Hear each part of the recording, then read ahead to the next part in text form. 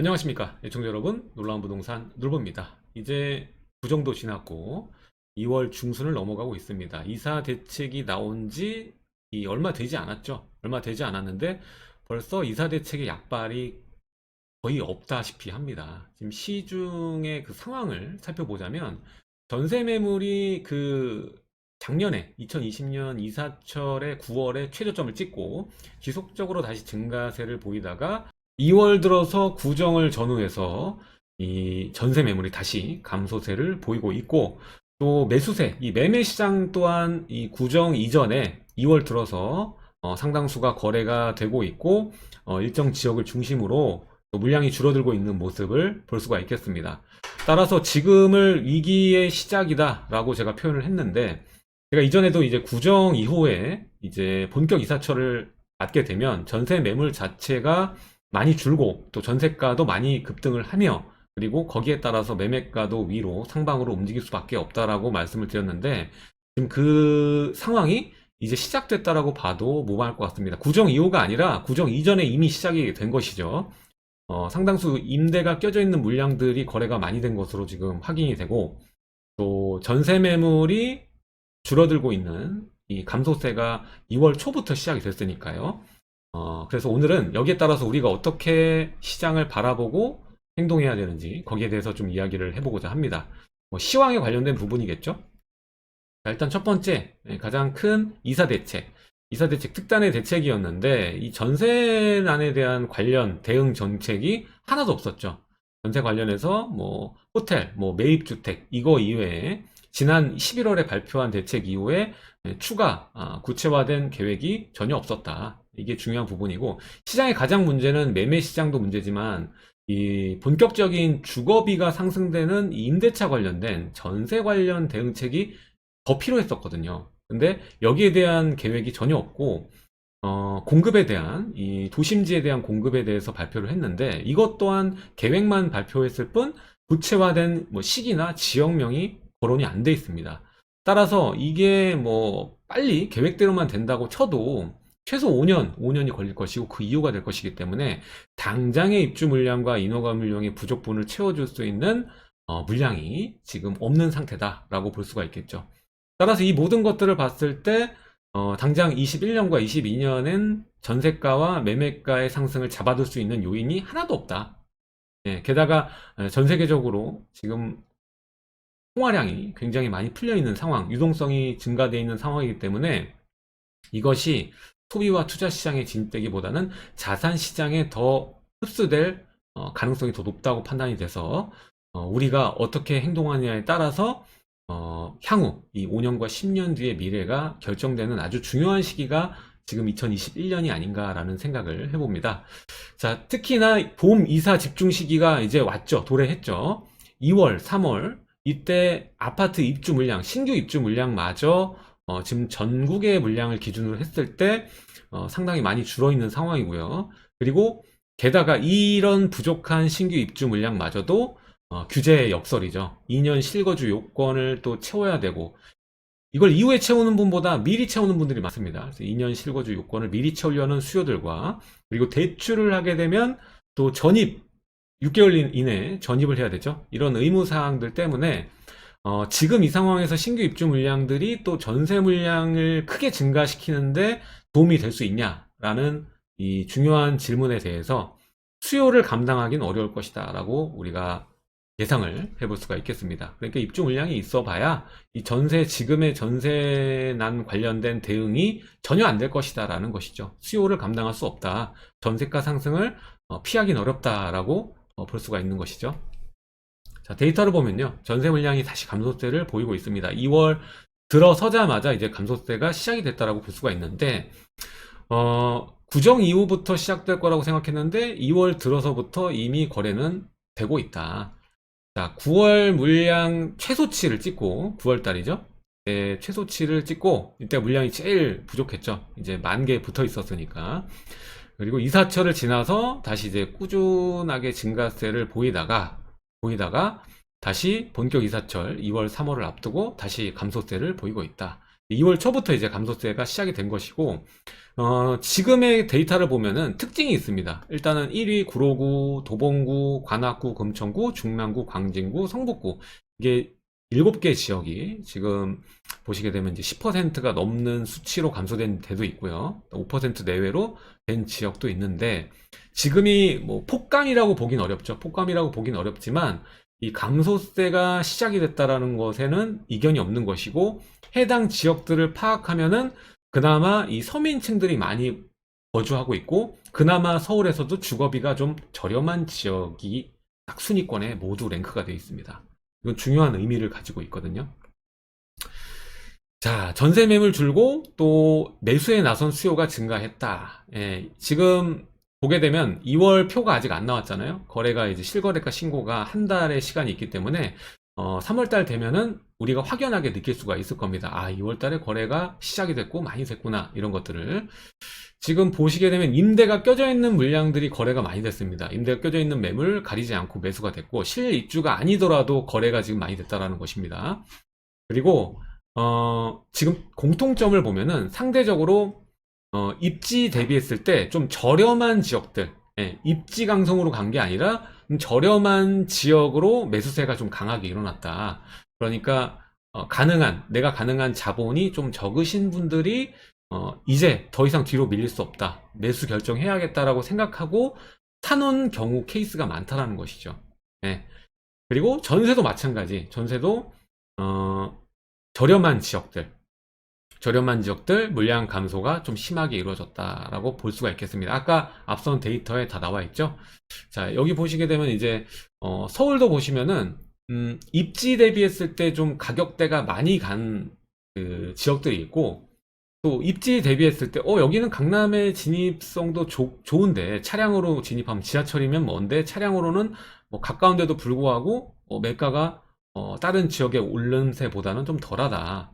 뭐 대표적으로 설명드리면 뭐 마포랑 뭐 동대문구랑 뭐 비교를 해보면은 마포가 훨씬 많이 갔죠. 동대문구는 상대적으로 눌려 있습니다. 왜냐하면 신규 입주 물량이 거의 뭐 일정 기간 이후에는 없었기 때문에, 지금 거의 공통적으로 신규 입주 물량이 많은 지역들을 중심으로, 신축을 중심으로 매매가가 상승을 했기 때문에, 신축량이 좀 부족했던 지역들은 상대적으로 입지 대비했을 때 좀 가격이 저렴했었거든요. 그러니까 이런 것들을 제가 설명하는 겁니다. 그래서 이 동대문구 자리나 이런 지역들 보면은 매수세가 좀 강하게 일어났고, 또 좀 저렴한 동네들도 매수세가 좀 강하게 이루어지고 있는 상황입니다. 자, 그리고 보시면은 이런 현상을 봤을 때 우리가 어떤 그 포지션을 취해야 되느냐라고 보면은, 저는 지금 상황에서 이제 갈아타기 하는 매물을 적극 노려야 되는 상황이 또 오지 않았나라는 생각이 듭니다. 자, 이전에 또 한 바퀴를 돌았거든요. 지금 보면은 이러한 저렴한 지역들, 중저가 시장들도 매수세가 강하게 일어났지만, 최상단에 있는 이 압구정이나 뭐 이런 지역들의 재건축, 장기적인 움직임으로 봤을 때 신축이 나올 만한 그 최상위 입지의 거래도 상당히 많이 이루어졌습니다. 예, 멈춰있던, 그동안 없었던 거래가 한 번에 좀 이루어진 모양새를 보이고 있기 때문에, 앞으로 이런 것들을 봐서 여러분들도 갈아타기 매물들, 그러니까 갈아타기 매물이 그냥 나오는 것이 아니라 매물을 정리하면서 하나의 매물로 또 갈아타는, 이러한 압구정이나 강남의 뭐 유명한 이 재건축을 앞두고 있는 매물들을 살려는 행렬들이 앞으로 이루어질 것이기 때문에, 전에도 설명드렸죠. 앞으로 신축이 될 만한 매물들을 노려서 진입하는 수요가 증가할 겁니다. 그렇게 되면은 아무래도 많은 자본이 들어가기 때문에 본인이 가진 자산을 좀 정리를 해야 되죠. 그런 상황에서 갈아타기가 일시적 2주택을 얘기하는 게 아니라, 이러한 그 과정에서 좀 못 가고 하위에 있는 주택들을 정리하는 그런 그 행렬들이 이어질 겁니다.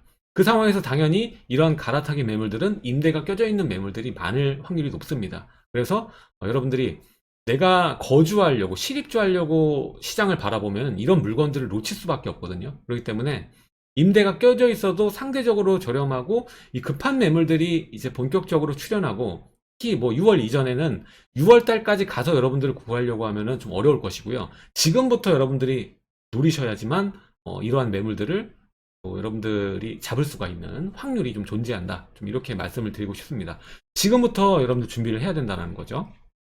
그래서 입주가 아닌 임대가 껴진 물건을 미리 보유하는 전략이 유효하다. 그래서 어느 정도 기간 동안 보유하다가 이제 임대가 껴진 물건 6개월 이전에 여러분들 소유권 이전이 정리가 되면 내가 거주 의사를 밝히면 입주가 가능하니까 그러한 전략으로 좀 롱텀으로 보는 것이 좋을 것 같다라는 것이죠. 바로 입주하는 것보다는 기간을 좀 둬라. 예.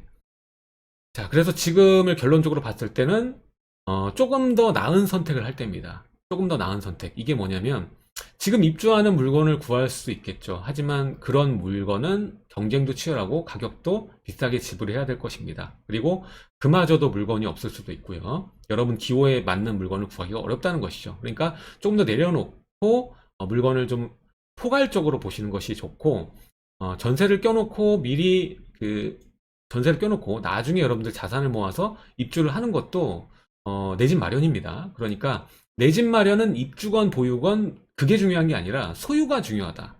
거기서 좀 더 나은 선택을 할 때가 바로 지금이다. 예, 그렇게 볼 수가 있고 앞으로 당분간은 소비와 투자에 많은 자본들이 이런 유동성이 들어가기보다는 자산 시장으로 유동성이 향할 수밖에 없습니다. 특별하게 지금 그 산업들이 진화되는 단계가 아니라 거의 뭐 끝난 상태고 신사업들이 도래를 해야 되는데 그러기에는 지금 당장 그런 사업 그 방향은 보이지가 않죠. 그러다 보니까 소비와 투자보다는 이미 있는 이 자산 시장의 유동성이 향할 확률이 굉장히 높아 보이고 이 과정에서 이 화폐 가치는 떨어지게 되는데 화폐 가치가 떨어지면 누가 가장 이득을 보게 될까요?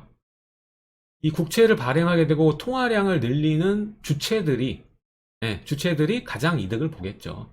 예, 왜냐면 이제 부채가 많으면 많을수록 이득이 되니까 정부나 미국 같은 경우나 뭐 일본이나 선진국 같은 경우에는 국가 부채가 상당히 많죠. 통화량을 늘리면은 결국 이 주정부가 가장 이득이 될 수밖에 없는 것이고 가장 피해를 보는 것이 바로 이 월급을 모아서 이 화폐 가치를 고스란히 이 소비를 하게 되는 이 노동 계급이 가장 큰 피해를 입게 됩니다. 왜냐? 화폐 가치가 떨어지면 결국엔 구매력이 떨어지는 것이거든요. 앞으로 점점 이들이 살 수 있는 이 부동산, 물자 이런 것들이 낮아지게 될 겁니다. 그레이드 자체가.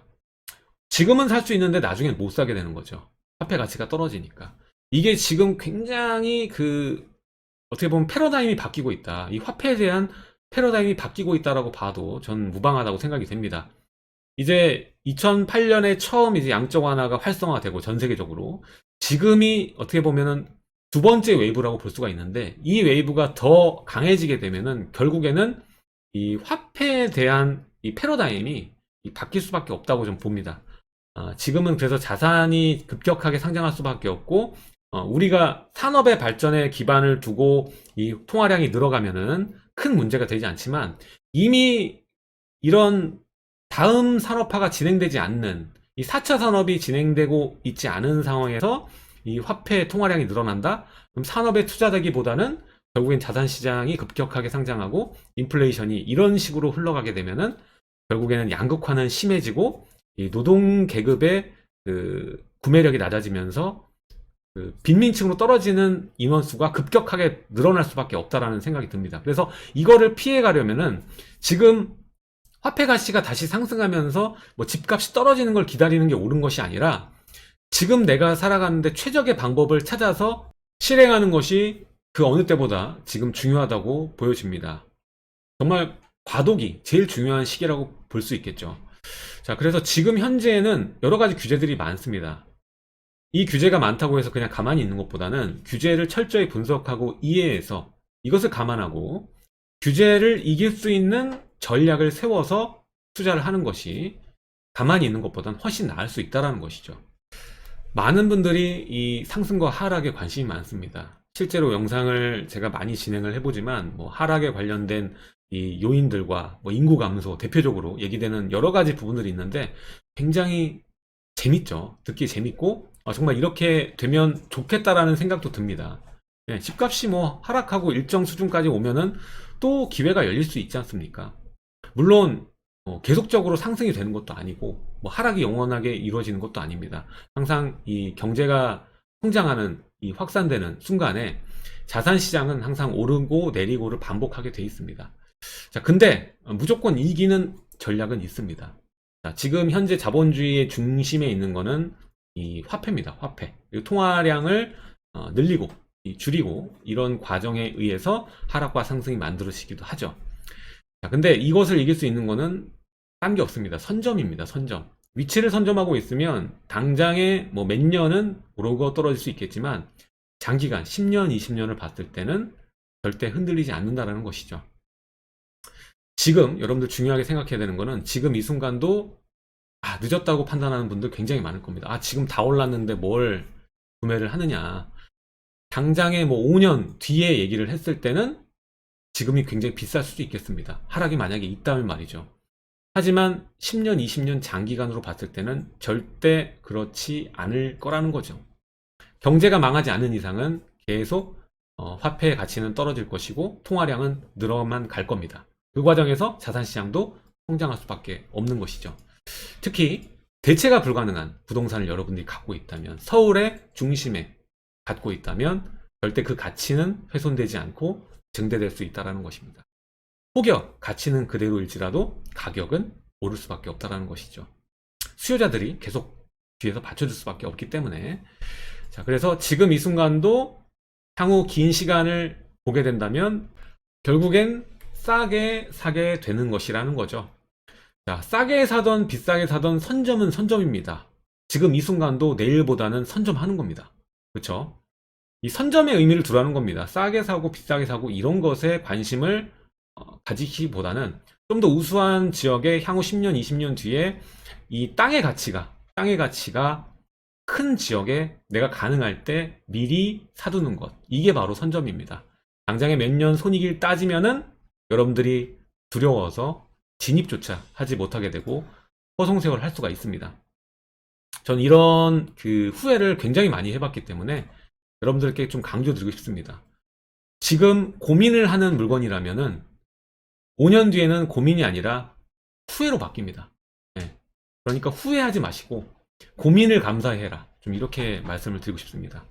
지금 여러분들이 가진 금액 내에서, 자본 내에서 가능한 최대 입지를 골라야 나중에 후회가 없을 것이고요.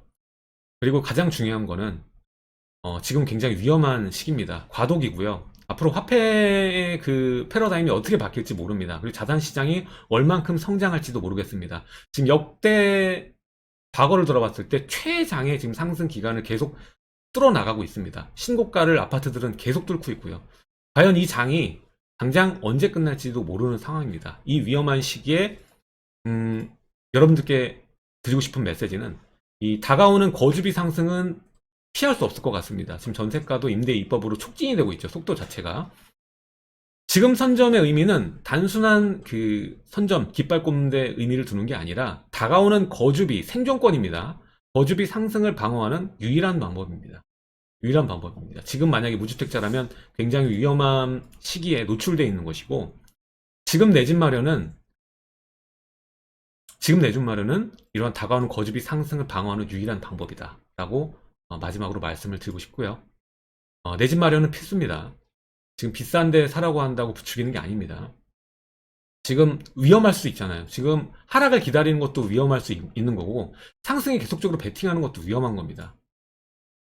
근데 최소한 이 장기간을 봤을 때는 가지고 있는 것이 낫다라는 것이고, 세상에 집 없는 부자는 없습니다. 예, 집 없는 부자는 없습니다. 무주택이고 부자는 저는 본 적이 없습니다. 그러니까 지금 초석을 다지고 선점의 의미를 두고 내가 할 수만 있다면, 지금 못 하시는 분들이 지금 천지에 많지 않습니까? 돈이 없는 분들이 많은데 만약에 내가 집을 살 수 있는 자본이 있다면 5년 전에는 강남을 살 수 있었고 지금은 뭐 강북에 주택을 살 수 있다 쳤을 때 내가 몇 년 전에는 강남을 살 수 있었는데 하면서 후회하시기보다는 지금 살 수 있고 고민함에 감사를 느끼시고 다가오는 거주비 상승을 방어하는 유일한 방법을 선택하라. 이게 오늘의 메시지가 되겠습니다. 자, 오늘은 구정이 이제 지났는데 이미 구정 전에 거래가 많이 됐더라고요. 시장 조사를 해보니까 구정 전에 매매도 굉장히 많이 이루어져 있고 임대 물량도 지금 줄어드는 것이 거래가 많이 되면서 또 들어가고 전세가가 또 호가가 올라가고 이런 것들이 많더라고요. 지금 상황을 정확히 인지하셨으면 좋겠어서 오늘 영상을 구정 이후에 또 특별하게 준비를 했습니다.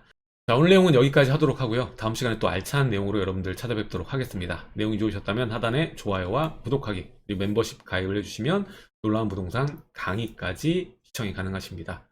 다음 시간에 뵙겠습니다. 놀라운 부동산 놀부였습니다.